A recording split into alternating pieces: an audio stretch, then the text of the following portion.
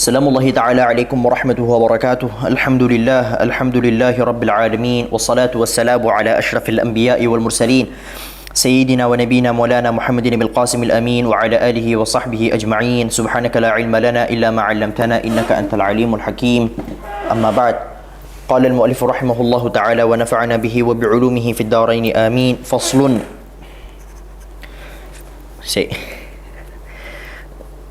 Fasal Fima yahrumu 'alal muhdithi, dalam pembahasan mengenai sesuatu yang diharamkan kepada seseorang yang sedang hadath, kepada seorang muhdits. Sebenarnya saya ada kegiatan kali ini, cuman mood saya untuk mengaji itu masih ada sehingga saya tunda kegiatan tersebut. Dan guru kami, Syekh Mustafa, beliau selalu negur ke kami, kamu kalau lagi semangat terhadap sesuatu jangan ditunda nanti, karena ujung-ujungnya malah gak jadi. Apalagi kalau misal kamu ingin melakukan sesuatu, kamu pengen nulis, misalnya kamu nulis buku, nulis kitab, atau nulis apa, jangan kamu bilang ke orang di sekitar kamu, saya mau nulis nanti, saya mau belajar nanti, saya mau ngonten nanti. Terlalu banyak kata nanti, malah gak jadi-jadi. Jadi kalau misal udah muncul nafsu kamu untuk melakukan sesuatu, mood kamu untuk melakukan sesuatu, langsung lakukan sekarang, jangan ditunda, karena penundaan adalah sebuah sifat yang buruk sekali. Oke. Man intaqada wudu'uhu. Kali ini kita akan bahas tentang wudu, orang yang nggak punya wudu, dan orang yang sedang junub, dan orang yang sedang haid, ya. Kita bahas dari wudu dulu. Man intaqada wudu'uhu, barang siapa yang wudunya rusak, wudunya yang batal, haruma alaihi arba'atu asya'a, maka haram bagi dirinya 4 perkara. 4 perkara ini haram dilakukan bagi orang yang sedang berwudu, ya. Pertama, as-salatu. Pertama adalah salat. Haram bagi orang yang nggak punya wudhu untuk bersolat. Udah gitu gak sah gitu loh. Udah tahu gak sah tapi masih sholat. Anda dianggap mempermainkan sholat, dan haram bagi anda untuk sholat. Oke? Wat tawafu, dan bertawaf. Saya gak tahu ini kira-kira suara gergaji. Segedein aja ya. Ini suara gergaji kedengeran gak sih di telinga kalian? Semoga enggak. Wat tawafu, dan tawaf. Jadi bagi teman-teman nanti yang mungkin akan berangkat umrah atau haji, atau yang sekarang lagi ada di Mekah dan sebagainya, dimohon wudhu dulu sebelum kalian berangkat tawaf. Wa masul mushafi, dan menyentuh mushaf. Menyentuh mushaf itu dilarang, haram bagi orang yang nggak punya wudhu. Jadi kapan sesuatu disebut sebagai mushaf? Para ulama menyebutkan kullu ma, definisi mushaf ya. Definisi Al-Quran yang haram disentuh, kullu ma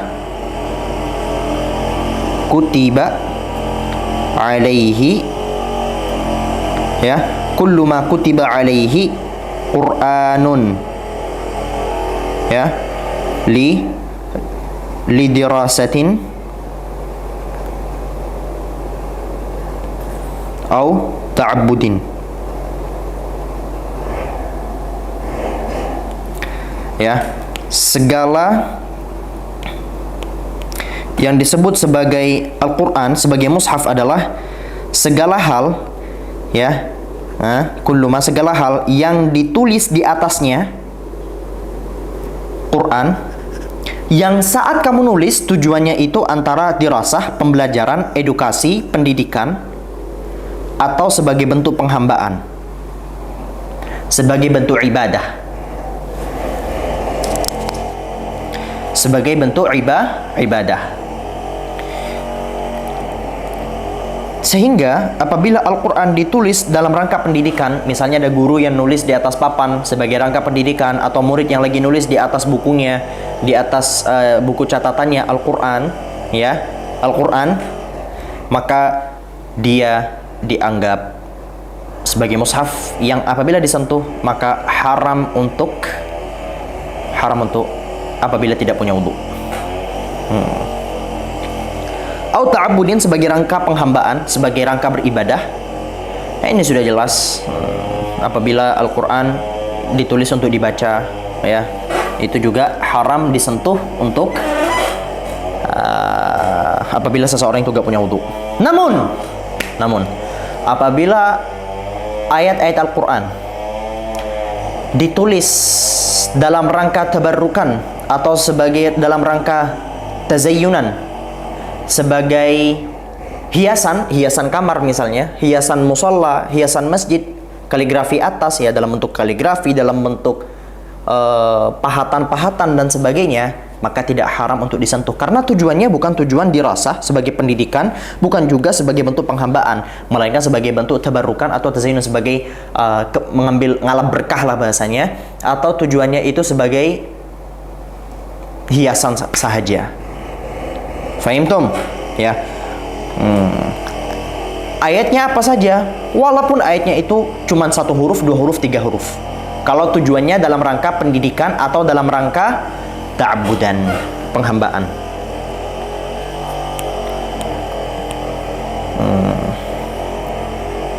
Kemudian masul mushaf. Sekarang pertanyaan, lalu bagaimana dengan tafsir atau terjemahan? Bagaimana dengan tafsir atau terjemahan? Apakah haram untuk disentuh? Ini kita lihat. Kalau terjemahannya dan tafsirnya itu lebih banyak daripada Al-Quran dan kamu yakin terhadap hal tersebut, maka haram bagi kamu untuk maka diperkenankan bagi kamu untuk menyentuh mushaf tadi itu, menyentuh walaupun gak punya wudhu. Tapi kalau kamu ragu, kira-kira ini terjemahan atau tafsiran ini lebih banyak gak ya daripada Al-Qurannya? Kalau kamu ragu, maka diharamkan bagi kamu untuk menyentuhnya. Diharamkan bagi kamu untuk menyentuhnya. Lalu sekarang kan banyak tuh model-model Al-Quran, lalu tafsirannya ada di samping. Al-Quran di tengah ini utuh, kamil ya, kamil. Kemudian tafsirannya ada di samping nih, ada di samping, bukan di tengah tulisan, di tengah-tengah tulisan, ya. Nah, ini disebut oleh para ulama sebagai mushaf muhasyya. Maka ini haram disentuh karena posisi Al-Qur'annya sudah sangat amatlah sempurna di tengah. Fahimtum? Kemudian dalam kasus yang berbeda lagi, covernya Al-Qur'an, ya, jildnya atau kulit Al-Qur'an, apabila sudah terpisah dalam Al-Qur'an, dari Al-Qur'an, itu juga haram disentuh. Ya, selama covernya tadi itu masih disandarkan kepada Al-Quran. Sehingga sekarang ketika muncul di tengah, kita ambil contoh, saya nggak punya nih. Ini ada buku nih. Ada buku Kiai Ahmad Dahlan. Nih. Anggap ini Al-Quran ya. Covernya ini, anggap ini Al-Quran, saya bilang anggap ya. Andai kata cover Al-Quran ini itu terputus dari Al-Qur'annya, memegang covernya ini masih haram bagi orang yang gak punya wudhu. Kapan tidak haram? Saat covernya tadi itu sudah tidak lagi disandarkan kepada Al-Qur'annya. Inqata'at nisbatuhu. Kapan contohnya? Dengan cara banyak. Selama namanya itu disebut sebagai tolong tuh ambilin covernya Al-Qur'an. Kan covernya Al-Qur'an. Namanya tadi itu, nama covernya tadi itu masih disandarkan ke Al-Quran, maka haram. Tapi kalau sudah berubah, seperti covernya dipasang ke buku yang lain, sehingga kita sebut covernya buku IPA, covernya buku kimia, yang awalnya dia adalah covernya Al-Quran, kemudian dirubah jadi covernya buku kimia, atau dirubah menjadi covernya buku IPA, maka boleh disentuh. Sehingga kapan kaidah boleh dan tidak bolehnya? Saat masih disandarkan kepada Al-Quran. Namun apabila penyandarannya terhadap Al-Quran itu sudah hilang, maka sudah tidak lagi wajib. Ya. Wahamluhu dan memikul, membawa Al-Quran. Membawa ini lebih parah karena fihi masun wa ziyadah. Ya, menyentuh aja gak boleh, apalagi membawa. Entah dibawa dengan ini atau dibawa dengan tas. Ya, dibawa dengan tas atau dibawa di atas keranjang. Dengan catatan, kamu lagi niat bawa Al-Quran. Misal nih. Sekarang kamu bawa tas nih. Di dalam tasnya ada Al-Quran. Kapan menjadi haram dan kapan tidak menjadi haram saat kamu gak punya wudhu? Menjadi haram apabila kamu niat bawa Al-Quran saja. Kamu gak peduli dengan laptop kamu gak peduli dengan tas kamu gak peduli dengan semua itu. Yang kamu pedulikan sekarang adalah Al-Quran yang ada di tas kamu. Karena tujuan utama kamu, tujuan awal kamu, semuanya dari awal sampai akhir adalah membawa Al-Quran. Maka ini haram bagi kamu untuk membawanya dalam keadaan gak punya wudhu. Tapi, kalau tujuan utama kamu dari awal, niat kamu itu bukan bawa Al-Quran, tapi bawa laptop, tapi kebetulan lagi ada Al-Quran, maka boleh kamu membawanya. Boleh kamu membawanya. Atau kamu niat bawa Al-Quran dan selain dari Al-Quran, tujuan kamu adalah membawa Al-Quran dan laptop contohnya, itu boleh. Atau kamu gak niat apa-apa. Kamu gak peduli isinya apa, yang penting kamu mau bawa tas aja, gitu. Itu boleh. Yang haram kapan? Ketika tujuan kamu adalah membawa Al-Quran saja. Fahimtum? Arju dzalik.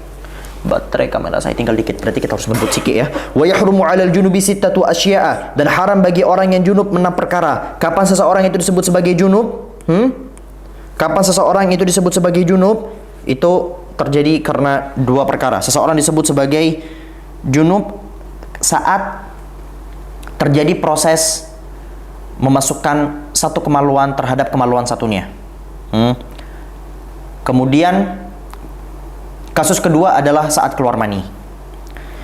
Ya, junub ini terjadi yang pertama, kita catat tadi ya, biar kalian punya catatan.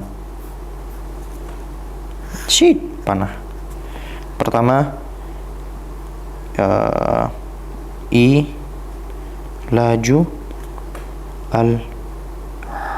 al-hasyafah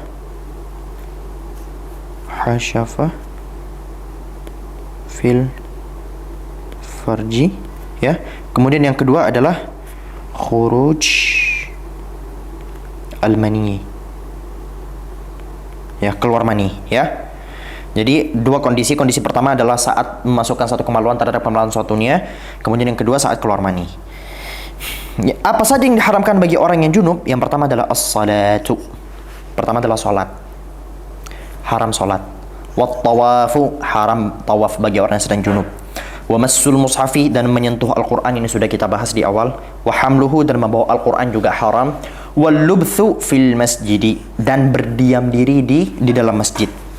Berdiam diri di dalam masjid. Bagaimana? Ya, kamu masuk ke dalam masjid, diam di dalam masjid, bagi orang yang sedang junub itu haram. Gak boleh. Ya, gak boleh. Mandi dulu baru masuk ke dalam masjid. Tapi ini ada syaratnya. Kapan seseorang itu haram masuk ke dalam masjid? Pertama, muslim. Yang kedua, baligh. Yang ketiga, ghairu nabi.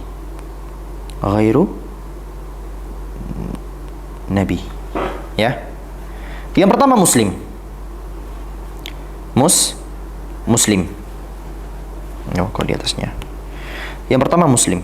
Sehingga diperbolehkan bagi seorang kafir untuk memasuki masjid dalam keadaan junub. Boleh bagi orang yang junub apabila dia kafir untuk masuk ke dalam masjid. Dan ini dengan syarat. Ini dengan syarat. Apa saja syarat? Syarat seorang kafir itu boleh masuk ke dalam masjid, ya. Yang pertama adalah al-idhn. Al-idhnu minal muslimin.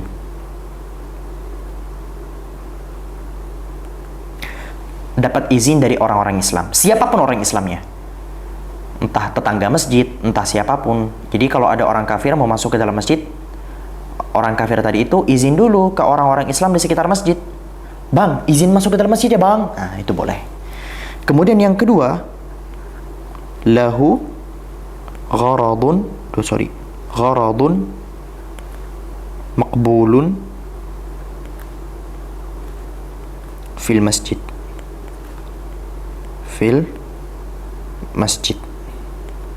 Dia punya tujuan di mana tujuannya tadi itu bisa diterima saat masuk ke dalam masjid. Jadi tujuannya itu bukan tujuan wisata. Nggak boleh orang masuk ke dalam masjid kalau tujuannya tujuan wisata biar melihat kecantikan interiornya, itu nggak boleh. Ini diperkenankan kapan? Saat dalam rangka pembelajaran edukasi. Sebagaimana kemarin terjadi di Piala Dunia Qatar, orang-orang kafir kan berbondong-bondong ingin melihat bagaimana cara orang Islam sholat, sehingga mereka itu, oh ternyata begini, ingin belajar tentang Islam. Nah itu boleh. Atau mungkin kebetulan di dalam itu ada seorang mufti, ada seorang qadhi, ada seorang hakim, ada seseorang yang dia butuh sama orang yang lagi ada di dalam masjid. Itu boleh. Ya. Atau dalam rangka orang kafir tadi itu adalah seorang arsitek. Itu boleh. Atau tukang bangunan. Itu boleh. Nah, atau intinya tujuan-tujuannya dapat diterima, bukan hanya tujuan untuk memanjakan mata saja. Gitu. Nggak boleh. Fahimtum? Itu dalam keadaan junub, orang kafir boleh. Kemudian wa qiraatul Qur'ani, dan membaca Al-Qur'an. Haram. Kalau orang nggak punya wudhu boleh baca Qur'an? Boleh. Nah, saya lupa. Ini yang diharamkan apabila dia lubthu alias berdiam diri. Sedangkan murur wal mururu fil masjidi yajuzu wa yajuzu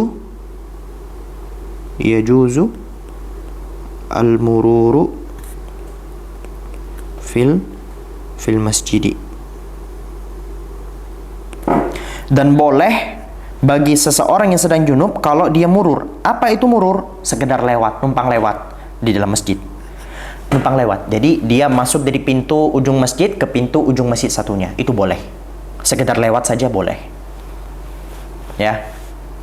Tapi ini dengan satu catatan. Oh enggak. Ini nanti di bab haid.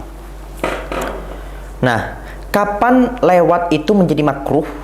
Nah, ini bisa menjadi makruh dan bisa tidak makruh. Murur ini bisa menjadi makruh dan tidak menjadi makruh. Kapan menjadi makruh? Saat lewatnya itu ada tujuannya. Contohnya seperti apa? Kamu kalau lewat dari tengah masjid, jarak tempuh kamu itu lebih pendek. Jadi kamu lebih cepat nyampainya. Nah, itu makruhnya gak ada. Itu gak makruh. Tapi kalau semisal kamu antara dari awal kamu lewat masjid, andai kata kamu lewat dari dalam masjid dan dari luar masjid, itu jarak tempuhnya sama, tapi kamu karena ngikutin pikiran kamu, instinctive thought kamu lagi gabut aja kepikiran gitu, maka makruh bagi kamu untuk lewat dari dalam masjid. Fahimtum? Arju dhalik.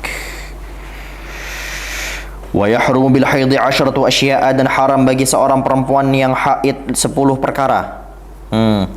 Dan termasuk dari haid adalah nifas ya. Yang pertama adalah salat. Salat, maka haram salat. Wa tawaf, haram tawaf. Wa masul mushafi, dan haram juga menyentuh mushaf. Wa hamluhu, haram juga untuk memikul atau membawa mushaf. Wa lubthu fil masjid, dan berdiam diri di dalam masjid. Ini sudah jelas tadi. Saya lupa tadi. Wa lubthu fil masjid, dan berdiam diri di dalam masjid itu diperkenankan apabila darurat. Contoh daruratnya apa? Kamu lagi kabur dari seseorang yang sedang mengejar kamu, kemudian kamu bersembunyi di dalam masjid, itu diperkenankan. Dan ini sebenarnya berlaku terhadap semua perkara apabila masuk ke dalam konteks darurat.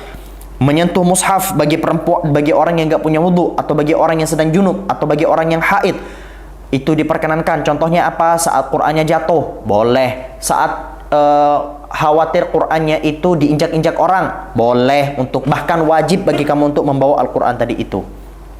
Ya.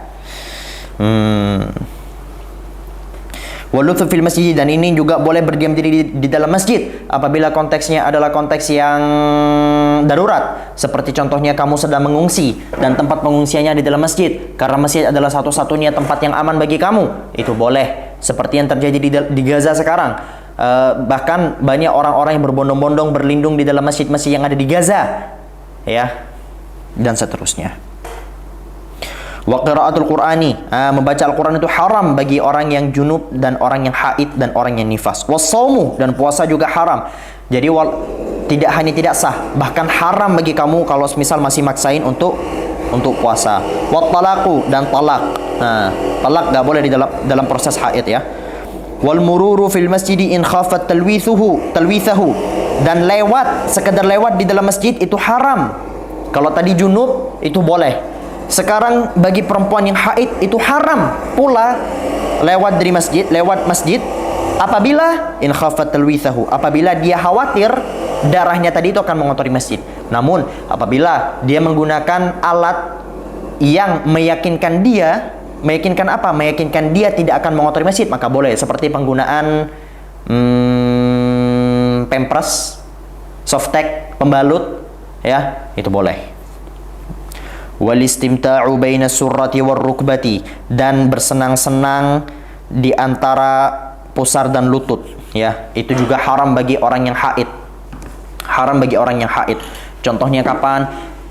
Dan ini bukan jima yang kita bahas, ya. Sama saja apabila dia itu bersenggama atau tidak. Foreplay contohnya. Foreplay juga haram bagi laki-laki dan perempuan apabila perempuannya sedang haid. Dengan catatan foreplaynya adalah antara pusar dan lutut. Ya, pusar dan lutut. Kalau di atas pusar dan lutut, para ulama menyebutkan boleh. Ya, para ulama menyebutkan boleh. Ya. Sudah, ini nggak perlu kita perpanjang. Subhanakallahumma bihamdika, hadza wallahu subhanahu wa ta'ala al-musawwab. Subhanakallahumma bihamdika, asyhadu an la ilaha illa anta, astaghfiruka wa atubu ilaik. Assalamualaikum warahmatullahi wabarakatuh. Saya canggung banget pas beginian. Bye.